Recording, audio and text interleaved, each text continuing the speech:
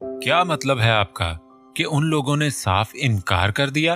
क्या मैंने इसलिए आपको लाहौर से बुलवाया था कि आप यूं हाथ झाड़ कर बैठ जाएं? हमाद कमरे में इधर से उधर टहलते हुए माँ पर बरस रहा था। रेहाना बेगम ने जो ही उसे समीना बेगम की तरफ से मिलने वाले साफ जवाब से आगाह किया तो वो आपे से बाहर होने लगा। तो क्या करूं? उनके घर जाकर मिन्नतें करूं या हाथ पकड़कर ले आऊं उस लड़की को? और वो लोग भी कोई बेवकूफ नहीं कि न जान न पहचान और अपनी लड़की उठाकर हमें दे देंगे। रिश्ते इस तरह नहीं होते। जहां तक मेरा ख्याल है उन्होंने सही किया। मैंने तुम्हें यहाँ स्टे करने के लिए इसलिए कहा था ताकि तुम अरीबा में इंटरेस्ट लो, और तुम पता नहीं कहाँ उलझ बैठे हो। रेहाना ने बेजारी से कहा, अम्मी आप अपनी ये फिलॉसफी अपने पास रखें, मैं कुछ नहीं जानता।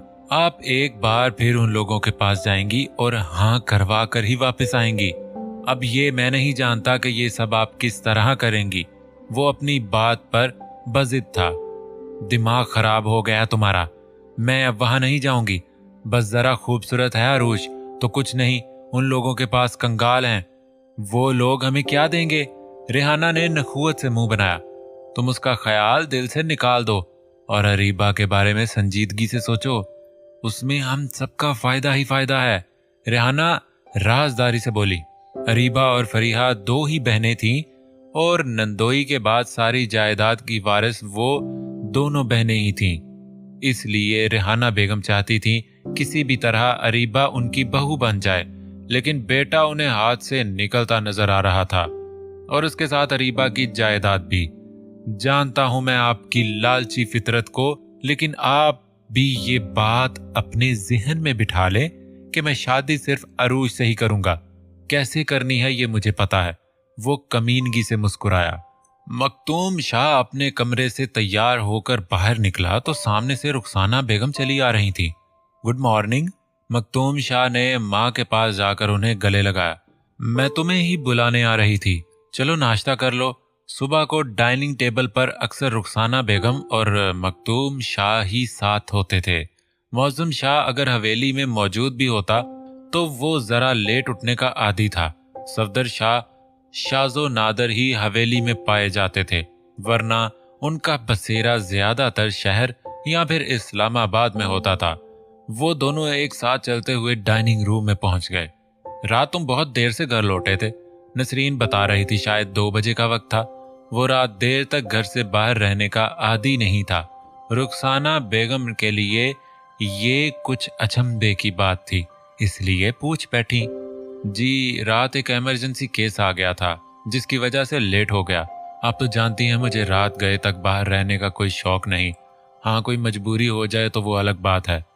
हाँ, रुखसाना बेगम ने मुतमईन सी होकर चाय का कप लबों से लगाया।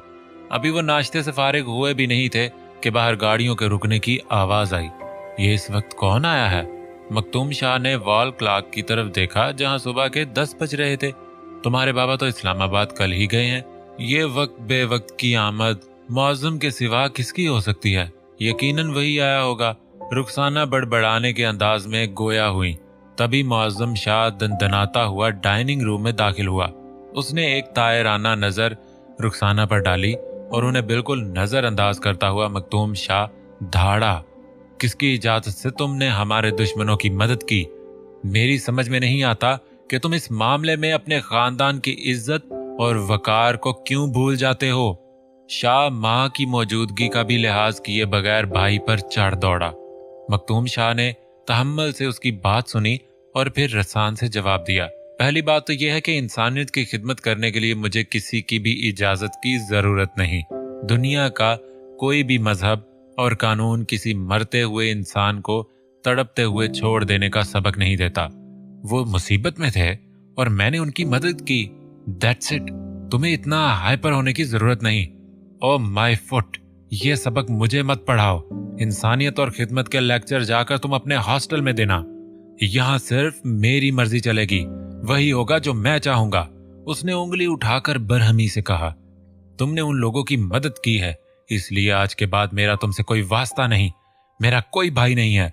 गुस्से से उसका चेहरा लाल भभूका हो रहा था और आंखें धक रही थीं।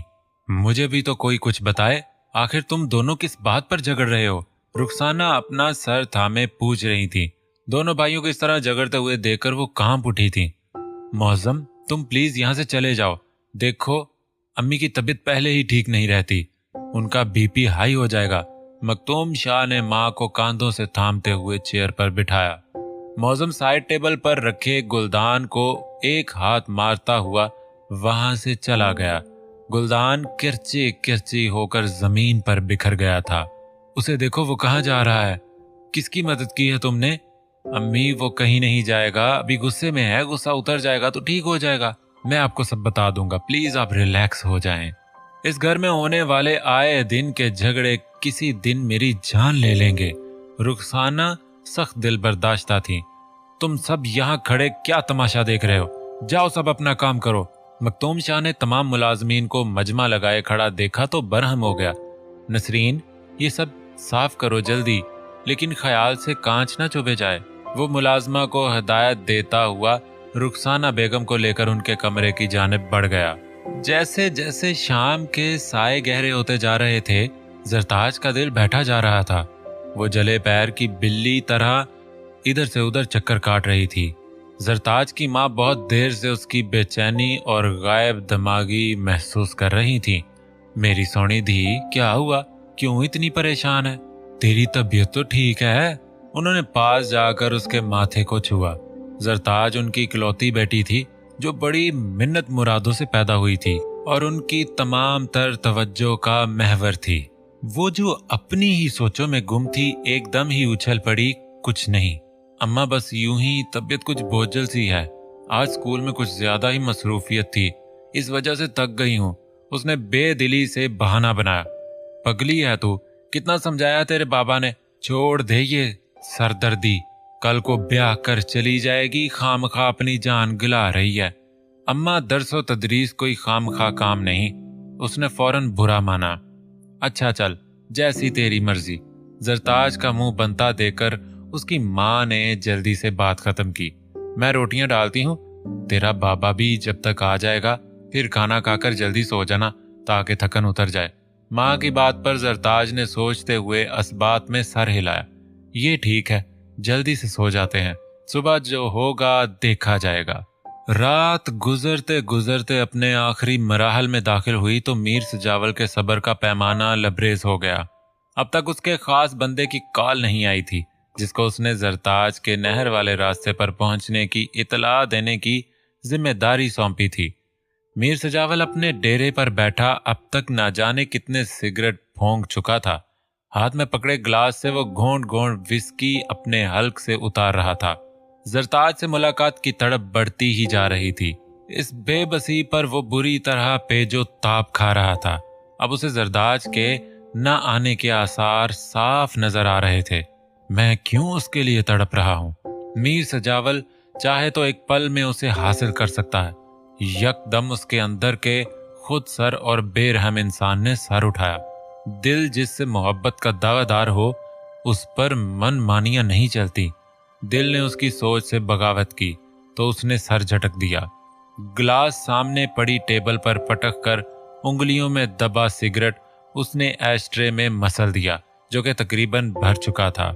अपनी धमकी को सच साबित करने के लिए एक झटके से उठ खड़ा हुआ और बाहर निकलकर ड्राइवर को गाड़ी निकालने का हुक्म दिया। उस वक्त उसे जरताज पर सख्त गुस्सा आ रहा था जिसने उसकी बात ना मानकर गोया मीर सजावल की तौहीन की थी। रानिया और गजनफर साहब आज ही शहर पहुंचे थे। सुबह होते ही उन्होंने शहर वापस जाने का ऐलान कर दिया था। मीर जाफर और रानिया ने उन्हें बहुत समझाया था कि वो कुछ दिन यहाँ रेस्ट कर लें, मगर मीर गजनफर जल्द से जल्द यहाँ से जाना चाहते थे। वो जानती थी यहाँ रहकर उनकी तबीयत नहीं संभल सकती। मीर सबतीन उनका हाथ अपने हाथ में लेकर बैठा था।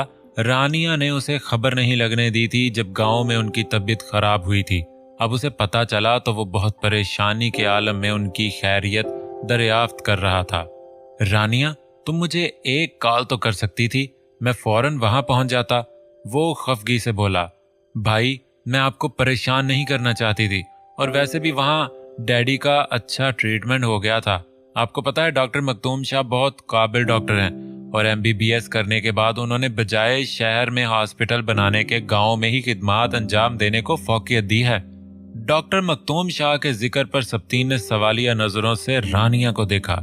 रानिया ने उसकी हैरानगी को समझते हुए वजाहत की, डॉक्टर मखतूम शाह का ताल्लुक डेडली दुश्मन फैमिली से है। उसने गोल गोल अपनी आंखें घुमाई। वो उन लोगों से बिल्कुल मुख्तलिफ हैं। उन्होंने बहुत अच्छी तरह ट्रीट किया। मैं तो बहुत घबराई हुई थी, लेकिन डॉक्टर मखतूम शाह की पर्सनैलिटी बहुत कूल है। रानिया ने दिल से उसकी तारीफ की। मीर सब्तीन को मखतूम शाह के गायबाना तारुफ पर हैरानी तो हुई, मगर उसे ये सुनकर अच्छा लगा कि शराजियों में भी अच्छाई और इंसानियत बाकी है। फिर तो हमें उनका शुक्रिया अदा करना चाहिए, जिन्होंने दुश्मनी को नजरअंदाज करके बर वक्त हमारी मदद की। सब्तीन ने गजनफर साहब का हाथ थामकर मोहब्बत से कहा। इसी दौरान उसका मोबाइल बजने लगा। स्क्रीन पर हुनैन का नंबर देखकर उसने फौरन ओके किया और फोन कान से लगाया। दूसरी तरफ हुनैन चहकती हुई आवाज में बोला, हेलो बिग ब्रदर, अपनी गर्लफ्रेंड की कॉल का वेट कर रहे थे जो पहली बेल पर ही कॉल अटेंड कर ली। हा, तुम नहीं सुधरोगे। ये बताओ एग्जाम्स कैसे रहे? सब्तीन ने खुश दिली से कहा, बहुत जबरदस्त, और नेक्स्ट वीक मैं पाकिस्तान वापस आ रहा हूँ। I miss my family badly, उसने मुंह बसोरते हुए कहा। सब्तीन जितना संजीदा और खामोश मिजाज था, हुनैन इतना ही चुलबुला और शरारती था। ओह मोस्ट वेलकम, तुम वापस आ जाओ। हम सब भी तुम्हें बहुत मिस कर रहे हैं। तुम्हारे आने की खुशी में शानदार पार्टी दूंगा। हुनैन की वापसी की खबर ने सब्तीन को खुश कर दिया था। रियली? फिर तो मैं नेक्स्ट वीक का वेट भी नहीं करता और कल ही की सीट कंफर्म करवा लेता हूँ, हुनैन मजा लेते हुए बोला। उसकी बात पर सब्तीन ने जबरदस्त कहकहा लगाया। तुम रानिया से बात करो, उसने कहते हुए मोबाइल रानिया की तरफ बढ़ाया। हेलो हुनैन, कैसे हो तुम? तुम्हारी वापसी की न्यूज ने सारी बोरियत दूर कर दी। मैं ठीक हूँ डियर, जब मैं वहां आऊंगा तो तुम पहले की तरह मुझसे तंग हो जाओगी। ये सच था कि हुनैन उसे बहुत सताता था और दोनों की एक पल भी नहीं बनती थी। उसके बावजूद वो दोनों एक दूसरे के बिना रह भी नहीं सकते थे। हुनैन ऐसा नहीं है, सच मैंने तुम्हें यहाँ बहुत मिस किया है। अब मैं तुमसे बिल्कुल भी नहीं झगड़ूंगी, प्रॉमिस। रानिया का अंदाज बिल्कुल बचकाना था। हुनैन सुनकर वहां महसूस हुआ और यहाँ गजनफर साहब और सब्तीन के होंठों पर भी मुस्कुराहट बिखर गई। रानिया उसे अपने सामान की लिस्ट बताने लगी तो गजनफर साहब सब्तीन से बिजनेस के मुतालिक डिस्कस करने लगे।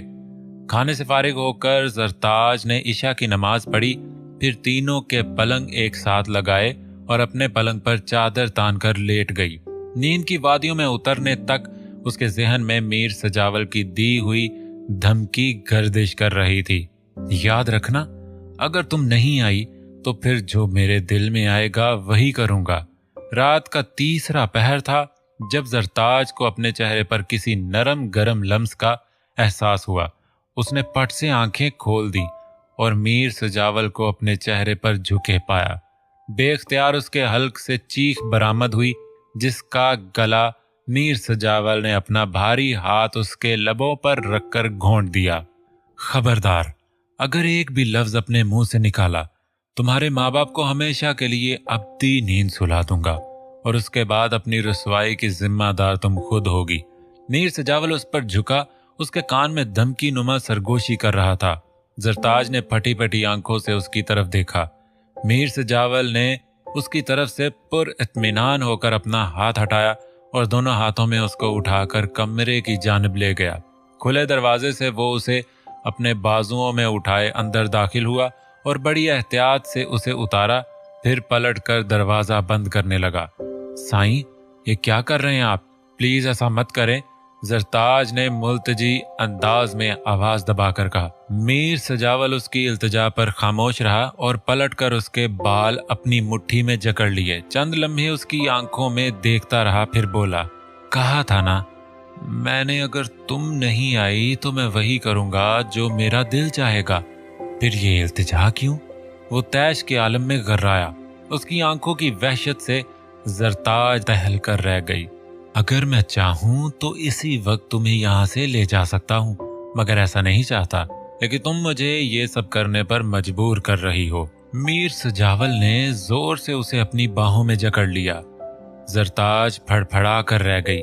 वो उसके लंबे चौड़े तवाना वजूद का मुकाबला नहीं कर सकती थी। माँ बाप में से किसी के जाग जाने के एहसास से उसकी जान निकली जा रही थी, और उससे भी बढ़कर उसे ये खौफ मारे डाल रहा था कि अगर शराजियों को उसकी यहाँ मौजूदगी की जरा सी भी भनक पड़ गई तो एक कयामत बर्पा हो जाएगी। मीर सजावल के परफ्यूम की खुशबू उसके हवासों पर छाने लगी, मगर इस सोच ने जल्द ही जरताज को इस खुशबू के शहर से बाहर खींच निकाला। उसने तड़प कर मीर सजावल की गिरफ्त से निकलना चाहा, लेकिन मीर सजावल ने उसे खुद से और करीब कर लिया। इस वक्त जान हथेली पर रख कर आया हूं, कोई खराजे तहसीन पेश नहीं करोगी? उसने जरताज की नाक को अपनी नाक से छूते हुए मखमूर और दिल फरेब लहजे में कहा। जरताज की लंबी घनी पलकें झुककर लरजने लगी। मीर सजावल की वालेहाना नजरें उस पर ठहरी हुई थीं। उसके लबों की लर्जिश को मीर सजावल ने बगौर देखा और झुककर उसके होंठों पर अपनी मोहब्बत की मोहर सब्त की तो जरताज की आंखों से आंसुओं की एक कतार निकलकर उसके बालों में जज्ब होने लगी। मीर सजावल की दीवानगी का तूफान थमने का नाम ही नहीं ले रहा था। जरताज ने अपनी पूरी कुवत लगाकर उसे पीछे धकेलने की कोशिश की तो मीर सजावल ने उसे अपनी गिरफ्त से आजाद कर दिया, मगर फौरन ही बाजुओं से थामकर उसे सामने पड़े पलंग पर बिठाया और खुद उसके कदमों में बैठ गया। अपनी जेब से पाजेब निकाली और उसका पांव अपने घुटने पर रखकर उसके मखमली पांव में पहना दी, फिर झुककर उसके पांव पर बोसा लिया। मीर सजावल ने नजर उठाकर देखा तो वो सामने दीवार को घूर रही थी। खफगी उसके चेहरे से झलक रही थी। मेरी जान, इतनी बेरुखी अच्छी नहीं। जो पहले से ही आप पर मरता हो उसे इस तरह बेरुखी से नहीं मारते। उसने जरताज के बराबर बैठते हुए उसका रुख अपनी जानिब मोड़ा तो वो खिसक कर और पीछे हो गई। मीर सजावल उसकी मासूम मगर खफगी भरी इस अदा पर निसार होने लगा। उसके चेहरे पर बड़ी दिलकश मुस्कुराहट उभर आई। चलो तुम्हारी आजमाइश खत्म कर देते हैं, लेकिन ध्यान रहे आइंदा अगर मेरे किसी हुक्म को टालने की जुर्रत की तो याद रखना यूं ही बिन बुलाए चले आऊंगा, और अगर इस आमदोरफ्त में मेरी जान चली गई तो तुम भी सारी उम्र पछताओगी। ये मेरा दावा है। उसने जाते जाते भी जरताज को अच्छा खासा बदहवास कर दिया था। जरताज ने दहल कर उसकी तरफ देखा, लेकिन वो पलट चुका था। वो दरवाजा खोलकर बाहर निकला और सामने की दीवार को फलांग कर नजरों से ओझल हो गया। चंद लम्हों बाद गाड़ी स्टार्ट होने की आवाज आई तो जरताज ने सुकून का सांस लिया। उसने झुककर अपने पांव में पहनी पाजेब पर हाथ फेरा तो मीर सजावल के लम्स के एहसास ने उसे झुरझुरी लेने पर मजबूर कर दिया। उसने पाजेब उतारी और जल्दी से उठकर अलमारी में अपने कपड़ों की तह के नीचे छुपा दी। फिर पलटकर पलंग पर बैठी गहरे गहरे सांस लेने लगी, जैसे इस मुलाकात के असर को जायल करने की कोशिश कर रही हो। मीर सबतीन लंच के बाद अब तक मीटिंग में मसरूफ था। अरूश ऑफिस टाइमिंग ऑफ होने के बावजूद भी उसके इंतजार में बैठी हुई थी। मुबादा बगैर इन्फॉर्म किए चले जाना भी इंसल्ट का सबब न बन जाए। मीर सबतीन अपने रूम से बाहर निकला तो अरूश को अपने कैबिन में बैठा देखकर हैरान हुआ। फिर उसके पास चलाया। मिस अरूश, आप अब तक घर नहीं गई? सर, मैं मीटिंग खत्म होने का वेट कर रही थी। उस दिन के वाक़े के बाद अरूश काफी मोहतात हो गई थी। काफी लेट हो गया है, आपको चले जाना चाहिए था। एनीवेज, चलिए मैं आपको घर ड्रॉप कर देता हूँ। सबतीन ने घड़ी पर नजर डालते हुए कहा। सर, मैं खुद चली जाऊंगी। अरूश ने गड़बड़ा कर उसकी तरफ देखा। सबतीन की नजर उस पर ही थी। फिर संजीदगी से बोला, मैं गाड़ी में आपका इंतजार कर रहा हूँ, 5 मिनट में आप नीचे आ जाएं। सबतीन ने उसके बात को नजरअंदाज करते हुए जाने के लिए कदम बढ़ा दिए। वो जुज़बज़ सी हो गई। कुछ देर बाद कुछ सोचते हुए उसने अपना बैग उठाया और दुपट्टा दुरुस्त करते हुए सुस्त कदमों से चलती हुई पार्किंग एरिया में आ गई। सबतीन गाड़ी स्टार्ट किए उसका इंतजार कर रहा था। उसके देखते ही फ्रंट डोर खोल दिया। वो गू-मगू की कैफियत में सिमटते हुए बैठ गई। अरूश को उसकी मौजूदगी में बहुत अजीब सा लग रहा था। सबतीन ने खामोशी से गाड़ी आगे बढ़ा दी। वो चुपचाप बैठी अपनी गोद में रखे हाथों को देख रही थी। सबतीन ने एक नजर मिरर में उसे देखा, फिर गला खनखारते हुए बोला तो जामद खामोशी को उसकी आवाज ने तोड़ा और अरूश एकदम चौंक गई। अरूश, उस दिन के अपने रवैये पर मैं आपसे माजरत करना चाहता था, लेकिन मौका ही नहीं मिला। मैं कुछ ज्यादा ही ओवर हो गया था, उसने झिझकते हुए कहा। वो हकीकतन अपने उस दिन के रवैये पर बहुत शर्मिंदा था और अब मुदावा करना चाहता था। कुछ भी था, उसे अरूज से इस लहजे में बात नहीं करनी चाहिए थी, जबकि वो उसके लिए अपने दिल में नाजुक जज्बात रखता था। वो उसकी मोहब्बत थी। अरूज ने हैरानी से उसकी तरफ देखा। इट्स ओके सर, गलती मेरी ही थी, मुझे इतनी लापरवाही से काम नहीं लेना चाहिए था। अरूज ने हल्की सी मुस्कुराहट के साथ जवाब देकर उसे शर्मिंदगी से निकालना चाहा। सप्तीन ने उसके गाल के डिंपल को बगौर देखा। ढलते सूरज में उसके उदास हुस्न पर यह डिंपल कयामत ढा रहा था। अरूज की नजरें विंड स्क्रीन पर थीं, पर वो बखूबी महसूस कर रही थी कि सप्तीन बैक व्यू मिरर में उसी को देख रहा है। अरूज के दिल में बेनाम सी हलचल मच गई थी। उसके बाद तमाम रास्ता खामोशी में कट गया, लेकिन घर के नजदीक पहुंचने पर सप्तीन ने उसे मुखातिब किया। इस संडे को घर पर एक पार्टी रखी है, अगर आप उसमें शिरकत करेंगी तो मुझे बहुत अच्छा लगेगा। अरूज ने ताज्जुब से सप्तीन को देखा, क्योंकि उसके लिए बात अजीब थी कि ऑफिस में काम की बात भी बहुत मुख्तसर करने वाला बास आज इसे माजरत भी कर रहा है और तो और अपने घर होने वाली पार्टी में भी इनवाइट कर रहा है। सर, क्या मैं पूछ सकती हूँ, इस पार्टी में आपने ऑफिस के बाकी स्टाफ को भी इनवाइट किया है? उसने झट से सवाल किया।